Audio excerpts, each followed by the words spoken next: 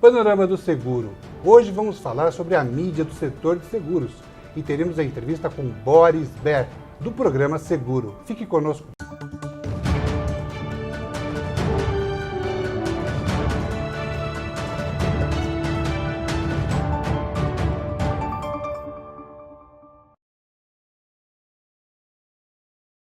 Panorama do Seguro. Seja bem-vindo a mais uma edição. Eu sou o Paulo Alexandre e hoje teremos a mídia em pauta.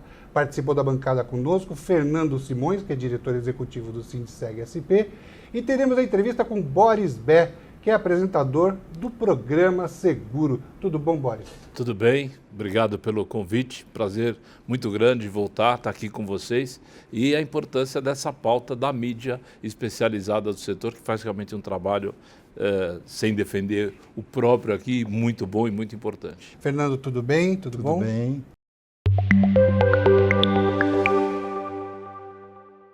Hoje nós começamos uma nova sessão. Começamos uma nova sessão com a participação do Boris Baer. Muito importante ele estar aqui conosco. Com muita alegria da minha parte, viu, Boris? Porque a gente está querendo inaugurar no nosso programa aqui um formatinho aqui, um adendo que vai envolver a mídia especializada. Mas aí a mídia não vai fazer entrevista, ela vai ser entrevistada. Cada jornalista vai contar a sua história e tal. E no decorrer aí desse ano a gente estará fazendo isso, né? Você, como uma pessoa desse mercado importante e tudo mais, e o grande entrevistador do programa Seguro, né?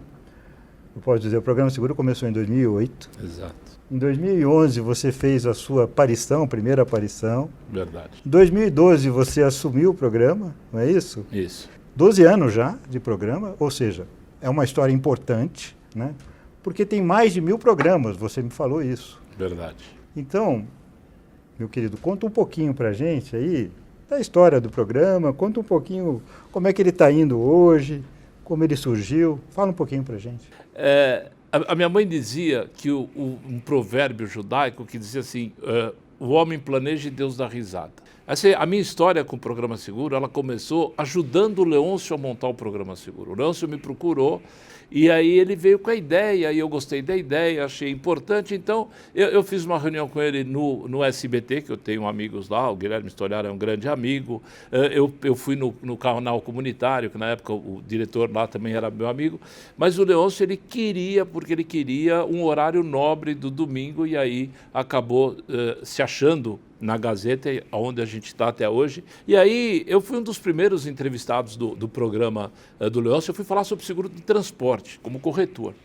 E aí, naquela amizade, o Leôncio, quando ele tinha uma pauta um pouquinho mais difícil, tal, eu ajudava ele com a pauta, com as perguntas, quando ele ia no Ronivon. Eu sempre ajudava o Leôncio com algumas questões. E assim foi andando. Infelizmente, com a doença dele, e nos momentos difíceis do tratamento da doença, ele pediu que eu o substituísse. E aí foi a minha primeira experiência como apresentador. Eu sou um corretor de seguros, eu nunca tinha enfrentado uma câmera de frente, com essa luzinha vermelha aparecendo aqui, que o pessoal treme tanto.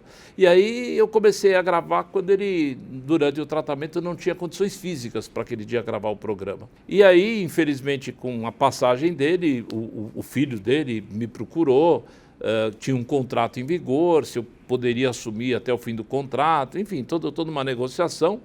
Eu, de pronto, até pelo carinho e respeito que eu tinha e tenho pela memória do Leôncio, eu assumi esse compromisso e eu cumpri o contrato. No final do contrato, quando faltavam uns 2 meses, o pessoal da própria Gazeta me chamou perguntando se eu queria continuar.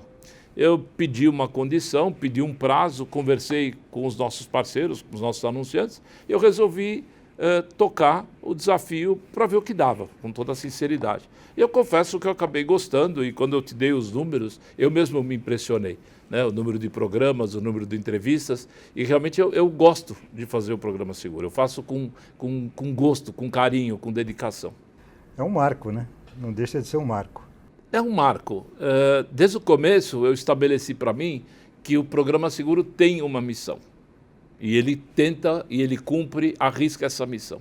Nós precisamos levar o seguro para o público em geral e também para os corretores de seguro e para os securitários. Eu acho que é um canal importante, televisão tem uma força muito grande, a audiência é bastante satisfatória. Vocês têm um ponto de audiência, né? A gente está dando um ponto estimado de audiência, às vezes até um pouco mais, porque hoje o número de internautas que assistem é muito grande.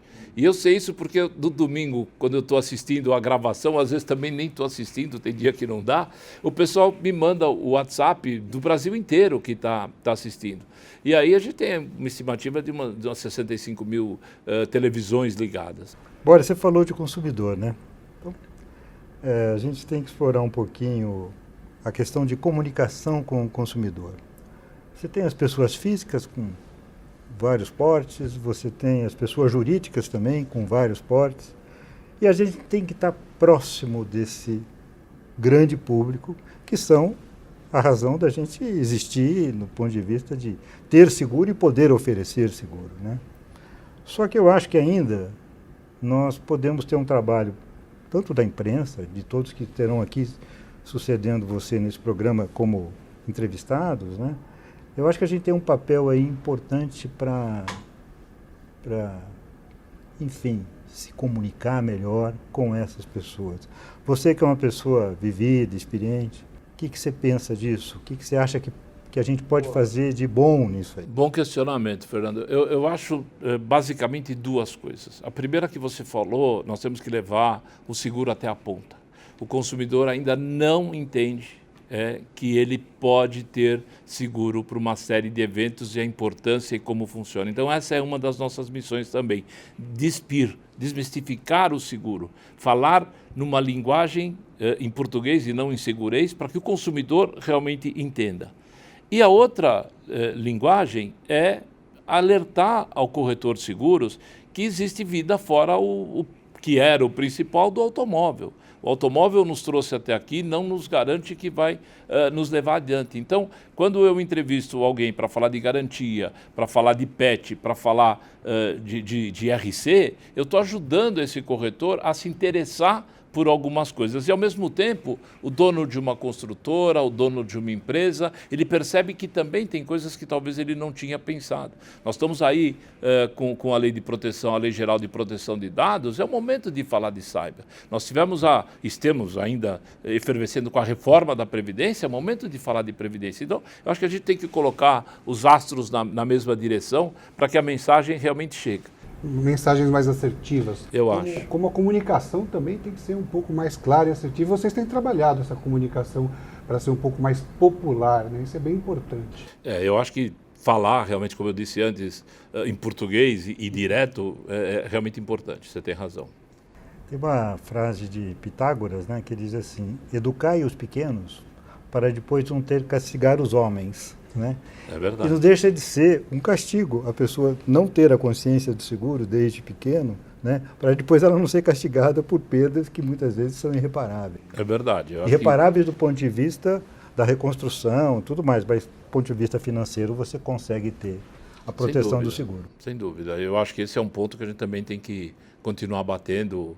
Não só o programa seguro, claro, mas toda a mídia especializada todo, e aí a mídia aberta também. Sim. Né? Quando a gente vê um helicóptero cair, quando a gente vê um acidente com uma carga, a televisão hoje é um show de horror no sentido de más notícias, mas por trás dessas más notícias tem sempre uma mensagem de que aquilo sim é um risco que poderia estar coberto ou parcialmente coberto. Acho que ainda falta um pouquinho, a gente tem que trabalhar, concordo com os meus amigos aqui, nessa direção. Boris, agora falamos também do ruim, mas vamos falar um pouquinho do bom agora. Eu gostaria assim, de saber de você como entrevistador, assim, o que foi pitoresco no seu programa? São 1000, pô, então você deveria ter muitas coisas pitorescas, né? Fato curioso para você citar, tem uma história aí, né? Já tá merecedor até de um livro. Tem várias histórias, né? Mas a gente vai tomar todo cuidado não aqui. Não vamos expor ninguém. Mas a primeira coisa que é realmente pitoresca, mas eu já me acostumei com isso, você já esteve lá com a gente. Quando a pessoa chega e ela não está acostumada, eu preciso de um tempo. Eu preciso acalmar, eu preciso socializar aquela situação. Então, aquela conversinha antes do programa, um cafezinho, uma água, quando eu percebo que a pessoa está um pouquinho ansiosa, um pouquinho nervosa, eu sento um bom tempo antes na frente da câmera, peço para ligar as luzes para, né, para dar. E aí tem aquele papinho, olha, se deu errado, televisão, continua, isso aqui é gravado, né? Você vai conversando. Você vai transmitindo que o que nós vamos falar lá é jogo jogado, é combinado. A pessoa que eu estou entrevistando sabe mais do que eu que estou fazendo a entrevista. Mas isso realmente, às vezes, causa um problema. Já tivemos um caso também que foi muito pitoresco, eu gravei com uma pessoa, né? E aí, uns 4 ou 5 dias depois, essa pessoa... E o programa ficou muito bom, era um tema interessante, mas a pessoa me ligou e falou assim, temos um problema. Eu falei, qual o problema? Ele falou assim, eu fui convidado e eu estou indo para outra seguradora. Aí eu falei, olha, vou fazer o seguinte, veja com a tua outra seguradora, eu vou regravar com você, mas eu quero regravar o mesmo tema, porque ele estava indo para a mesma área. Mas eu ainda estava com o programa na cabeça, o que você sabe é muito mais fácil de fazer. Então, em uma semana, né, de quinta, que eu gravo de quinta à tarde, para outra eu gravei 2 vezes com a mesma pessoa, com 2 companhias diferentes. E assim tem... Teve um caso, a pessoa inclusive não está mais no Brasil, e não ficou bom, realmente não ficou bom. A pessoa pediu para não ir para o ar, eu fiquei aliviado quando não foi para o ar, e pediu para não regravar. Como já tinha mais ou menos uma saída prevista do Brasil, ia para uma outra sede da companhia, então não gravou. E sempre tem, né? Sempre tem alguns acidentes de trabalho, a gente às vezes tem dia que você começa a gravar, sai de primeira, tem dia que parece que trava, enfim, é divertido. Eu gosto e eu me divirto também. Boris, o programa está no ar todo domingo? Todo domingo, 8h30 da noite, na Gazeta. Pode assistir pelos canais normais, TV Gazeta ao vivo também pode clicar e assistir, e 2, 3 dias depois já está no site www.programaseguro.com.br, onde você pode assistir todos os programas, não os 1000, mas tem bastante programas ali que dá para assistir. Contato do programa com a Karina? O contato pode ser pelo site, né, do programa com a Karina, e também aqui um respeito muito grande, um carinho muito grande para o pessoal da Gazeta também. A gente tem uma equipe de 16, 17 pessoas atrás da câmera ajudando. Um cuidado muito grande com as coisas. Eu quero deixar aqui também registrado o agradecimento ao pessoal da Gazeta. Muito bem, esta edição do Panorama do Seguro chegou ao final. Obrigado, Boris. Obrigado a vocês pelo convite, um prazer muito grande estar aqui. Parabéns pela iniciativa e contem com o Programa Seguro sempre. Muito bom. Obrigado, Fernando. Obrigado a todos aqui, né? Obrigado, Boris. Muito obrigado mesmo, tá? E teremos novos entrevistados aí, né? E obrigado a todos que nos assistiram. Espero vocês no próximo programa. Por favor, continue nos enviando seus comentários, críticas e sugestões para o nosso e-mail ou por WhatsApp. Um forte abraço a todos.